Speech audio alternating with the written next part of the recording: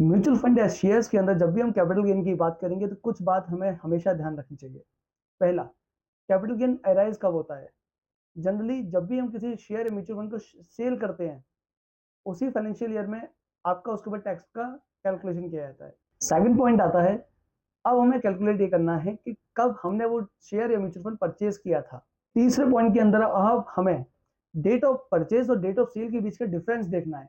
अगर वो डिफरेंस 1 साल से ऊपर का है तो वो होता है लॉन्ग टर्म कैपिटल गेन, और अगर वही वही डिफरेंस अगर 1 साल से अंदर का है तो वो उसे कहते हैं हम शॉर्ट टर्म कैपिटल गेन। ऊपर के 3 पॉइंट्स को फॉलो करने के बाद ये बात हमें पता चल चुकी है कि हमारा लॉन्ग टर्म कैपिटल गेन है या शॉर्ट टर्म कैपिटल गेन है।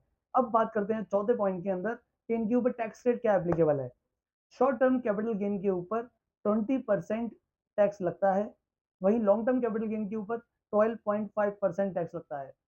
एक पॉइंट और लॉन्ग टर्म कैपिटल गेन में आता है कि आपका 1.25 लाख तक का प्रॉफिट जो है वो एग्जाम्प्ट है, यानी उसके ऊपर आपको कोई भी पैसा नहीं पे करना है। अब फिफ्थ और सबसे लास्ट पॉइंट, हमें इसको शो कहाँ करना है इनकम टैक्स रिटर्न के अंदर।